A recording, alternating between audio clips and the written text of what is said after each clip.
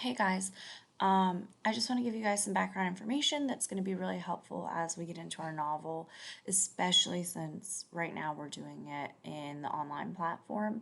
The name of the novel that we're going to be reading, or I should say short story, but it is in Spanish for us, is Agentes Secretos y el Mural de Picasso. And that's just the secret agents and the mural of Picasso. It's written by Mira Canion, which is a native speaker. She writes a lot of different novels that are suited for us in class. But I'm going to give you guys relevant background information and then tell you kind of how it ties into the novel. Your assignment for today is going to deal with this, so please make sure you're writing down what you need to, taking notes. Feel free to pause it if you need to, go back, that sort of thing. The first really important thing that we need to talk about is Pablo Picasso. First and foremost, he is a very, very famous Spanish artist. You may have heard of him before, hopefully you have, but he is extremely famous. He is obviously now deceased. He was born October 25th, 1881, and died April 8th, 1973. He is a Spaniard by birth. He had a lot of his formative years in Spain. But as you'll kind of see, especially when we get into the novel, he did live most of his adult life in France. He was considered an expatriate. There was a lot of unrest going on in Spain, so for a lot of people, it just made sense to leave the country. You may have heard of the Cubism movement before. He is one of the two co-founders of that movement, so it was he and another artist who actually are responsible for that entire movement. A lot of other artists have been influenced by that movement and been influenced by him, just as he was influenced by artists such as El Greco, Goya, Velázquez. Those were some of the really popular ones that influenced him. His father was also an artist, and his father was the one who kind of started training him in his early years, and that was what helped to kind of cultivate that love of art for him and that desire to produce the art. There are rumors or tales, if you will, that once Picasso finished his very first piece at age 9 and then his first major piece at age 13, if I'm not mistaken, his father quit making art because he basically said that the student was greater than the master, which is kind of like a fun tale to tell, if you will. As I've already said, he spent most of his adult life in France, and a lot of historians, excuse me, historians and art critics kind of divide his work into time periods, and a lot of his work within those time periods does tend to follow particular themes, so that is really helpful to kind of look at everything in that way. It's important to note that he attended the School of Fine Arts in Barcelona, and then he ended up leaving Barcelona and going to Madrid and studying there. He actually did not study for very long before he quote unquote dropped out and began just going to the really famous museums that are there in Madrid, like the Prado or the Reina Sofia, to kind of do his studying his own way, so to speak. The picture that you see on this slide right here is one of his first major pieces. This is called the First Communion, and excuse me, this is the one that he painted. Like I said, one of his early paintings, and it's to, in essence, commemorate his sister's very first communion. Really famous. You can see, especially when you start looking at his later works, you can definitely see the development that he makes throughout his time periods and his art. In his life, he created a multitude of artwork. We have over 13,000 paintings, over 100,000 prints and engravings, and then another 34,000 at minimum illustrations. So he was very active throughout his life. He worked on commission pieces and also created his own works as well that were non-commission. Next important figure that we need to talk about today is going to be Franco, pardon. We're not going to talk too much about him because it is a little bit on the controversial side. Feel free to look up more as you see fit. So we're just going to kind of cover some basics for you. So obviously he was born December 4th, 1892 and lived until November 20th, 1975. He had a track record of moving up in the ranks very, very quickly within the military and within really anything that he did. So he was very good at kind of moving up in those ranks and getting himself into a position of power very quickly. He became the youngest captain of Spanish army. There were also many other titles within military and leadership roles, if you will, that he became like the youngest or the quickest rising. So that's one of those characteristics that could be good. It kind of also worked to his detriment because it did make him a little bit more power hungry and focus solely on having that power. So during the Spanish Civil War, he obviously was in other wars as well, but during the Spanish Civil War, he was part of the nationalists group or the nationalist forces. The nationalist forces ended up overthrowing the Spanish Democratic Republic during the Spanish Civil War, and it is through his role as a nationalist leader that kind of helped shape him for his reign as dictator of Spain, if you will. He mostly ruled Spain as a military dictatorship, and he ruled it that way until he died in the 1970s. So he was responsible for a lot of atrocities, if you will, towards the Spanish people. And it is important for the novel because there will be parts that kind of come into it, but really important thing that you need to remember as far as for our book and for our overall history for this is that Franco, he did have that drive for power, and he was a very power hungry individual who also had shown really great leadership skills and leadership capabilities, but you could say almost that he got lost somewhere along the way within everything that he did to come to power. Next important thing, which we kind of already led into it a little bit, is the Spanish Civil War. The Spanish Civil War lasted from 1936 until 1939. There were, in essence, two parties to the Civil War. There were the nationalists, which were also referred to as the rebels, depending on who it was that you were talking to. Those are the people that were led by Franco. And then there was also the Republican group, or the Democratic Republic of Spain, that was led by, or also known as the conservatives. There were a lot of outside forces. So if you think back to kind of our Civil War, how we also had influences from the French, and you can also think of like the Revolutionary War, right, where we had the influences that were from outside of our area. The same kind of thing happened here. The Republican group was supported by the Soviet Union predominantly, and then the nationalists were supported by Germany and also by Italy. So given the time period, you need to think that the nationalists, or you need to associate it that the nationalists were supported by your Hitler and your Mussolini and their regimes, if you will, and their military power. That is, in fact, the way that it was situated, so you need to keep that in mind.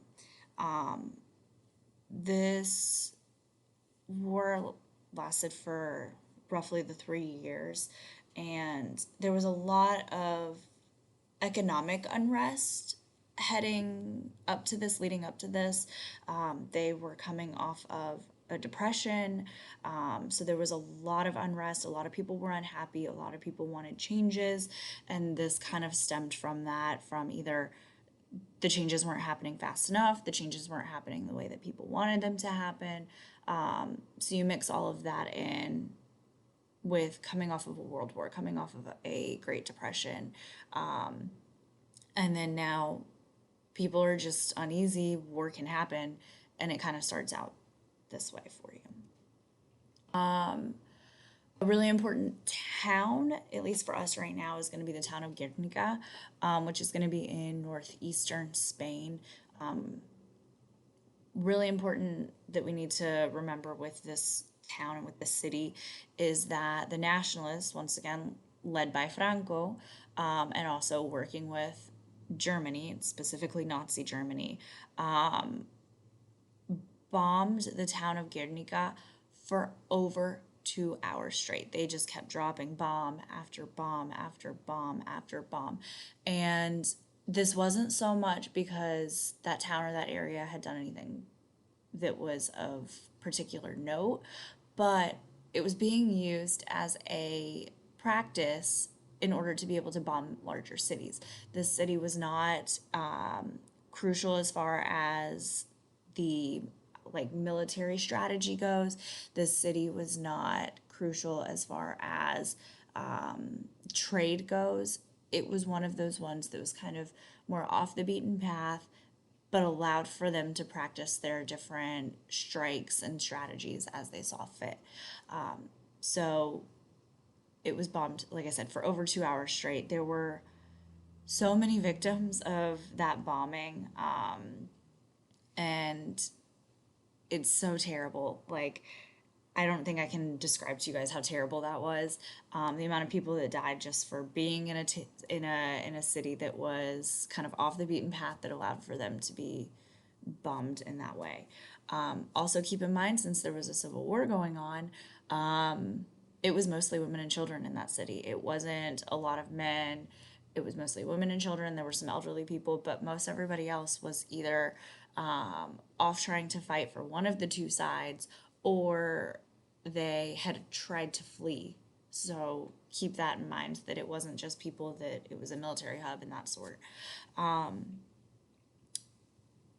Eventually the war does end when the Republican group or all of the major leaders end up fleeing to France. That kind of signified the end, and that really happened when right around the time when the nationalists were able to take over Madrid. When they took over Madrid, that was when everybody was kind of like, okay, well, we're done. They didn't really put up a big fight for Madrid. That was the last major city that they needed to take, and they were able to get it without much resistance. And like I said, most of the Republican leaders had fled to France by that point, which kind of signified the beginning of the end. Officially, the war lasted 2 years, 254 days, so just shy of 3 years, by about 100 and some change days. So it was relatively short, but that doesn't mean that it was without destruction. There have been figures that have said anywhere from 1 million people died during this time to more recent figures that have said it's more along the lines of 500,000. Regardless, that is a ton of people for a very small country to have dying in a civil war. Once the war ended, Franco takes over as military dictator. And like I said, he rules that way until his death in the 1970s. This is a picture of the painting of Guernica. You can see it is very what we would normally associate as typical Picasso style. And you can also see how strange it is. His painting of Guernica was more or less a way to show how atrocious that bombing and that all of those bombings of that city were. So, as for the painting, it was painted in 1937. Picasso was actually working on a different painting at the time and decided to kind of scratch the painting that he was working on, and he was commissioned to paint this one. At that point, he was already living in France, so he actually was not living in Spain. And there are a lot of stories about how he found out about this bombing, whether it was from a newspaper, which some people speculate, which is why if you look in the back of this picture, you can see what looks kind of like newspaper styled pieces. And once again, that's just complete speculation, or they're making assumptions about how he found out, and so he's trying to showcase that in the way that he painted this. As I've already said, it was response to the Nazi bombing of the city of Guernica, And this painting, he actually did not want it staying in Spain during all of the unrest. He actually wanted it returned to Spain after the Democratic Republic would get back in power. So until that time, it was housed at the Met in New York, and it was moved once both he and Franco had already passed away.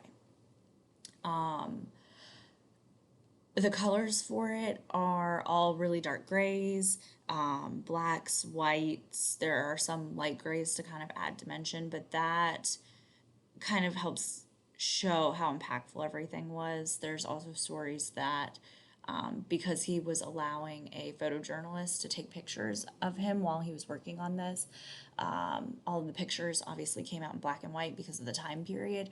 There are stories that say that he actually took the color out of his painting and painted back over it with the darker colors because he liked the impact that it gave once he saw it in those black and white photos. There are also a bunch of hidden images within this painting, which will also be really helpful for us as we move into our story. So, a couple of the hidden images, let's see. There are the lamps. There's also a hidden spear. There's a skull that's in one of the horse bodies, so I don't think you can see it in this background picture because this is only a snippet of the painting. But you'll also see daggers as the horse's tongue. So for this one, if you actually look at the horse's tongue, that's kind of in the centermost background there, you can actually see that it is a dagger there. And then same thing with, if you look over to the left side of the screen, you can see that that's a dagger as well coming out of that bull's mouth. So he did hide these different things in the painting. This is also absolutely massive in size. So I've seen this one in person because it is currently at the Reina Sofia in Madrid, Spain. And it is massive. It's about 26 almost feet long. So think about like our classroom wall. The back wall of the classroom, that's approximately how long it is. And then it's about 11 feet tall. So roughly about floor to ceiling. So it could, in essence, take up an entire wall in our classroom. It is massive, which is why the picture that was on the last slide, which I'll go back to, is so grainy because one, it's a very large painting and somebody tried to actually get a picture of it, and that one honestly is a terrible quality photo, but it helps to speak to how large it really was.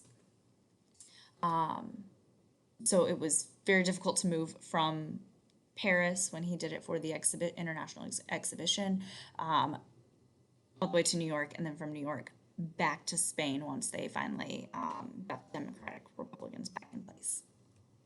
So, another really important thing that's going to kind of pop up in our novel, or another theme for us, is going to be the Spear of Destiny. So, the Spear of Destiny is an urban legend, and it is about a spear with supernatural powers. So, according to the legend, and according to the history of the legend, the Spear of Destiny was said to have pierced the side of Christ during his crucifixion, or crucifixion, I should say, I'm sorry. And because of that, it's believed to have those supernatural powers. And then, according to this legend, whoever is the holder of the Spear of Destiny can control the destiny of the world. And then, once that spear is lost, death would follow for whoever lost that.